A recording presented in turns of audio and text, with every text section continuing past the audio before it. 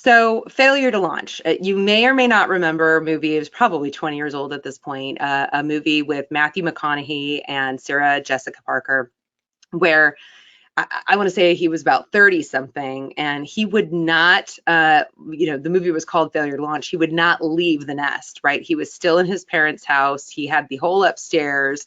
He was too comfortable to leave because mom cooked and dad did the gardening. And of course, mom and dad paid the bills too. And, you know, much more now than ever, I would say that's a common concern of my clients. And it's something that we see in society, that we've got a lot of younger people that really just either, for perhaps feeling like they won't be successful, or just because they don't feel like giving it a try, they just don't seem to launch out of the nest very easily. And so, we are going to be discussing how to plan and incentivize them, even if we are gone, right, vis-a-vis our documents. And then what are some drafting tools that we can use to ensure that the wishes of the settlor or the testator are honored.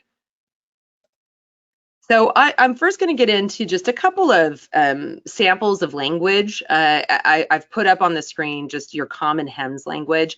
And again, I did say we're getting back to basics, but I'm getting back to basics in terms of us being advisors and counselors, and I'm just assuming everybody knows what HEMS language is. And so here we've got some pretty standard language. It says our trustee shall distribute to the beneficiary as much of the income and principal of the beneficiary's trust as our trustee determines necessary or advisable for the health, education, maintenance, and support of the beneficiary. Okay, so this is great. It gives flexibility. It's totally discretionary, but it also does sound like an endless allowance, depending on what the trust's resources are and what the cash flow is. So there is another factor in play, and that is the will of the trustee, because as I underlined, it says as our trustee determines. So this is absolute discretion, essentially, of the trustee.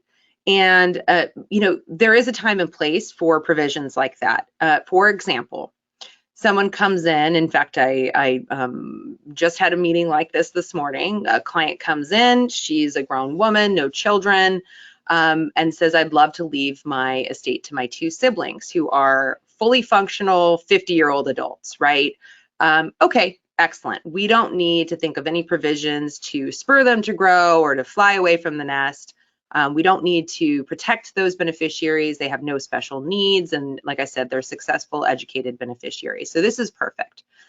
However, if we're in a situation where we have, a client come in with a 10-year-old and a 13-year-old, and one of them maybe has some learning disabilities, this language is not really going to get you where you need to go to allay any concerns that the parents might have about those children being okay. And when I say okay, I mean in such a way that they end up growing up to stand on their own 2 feet.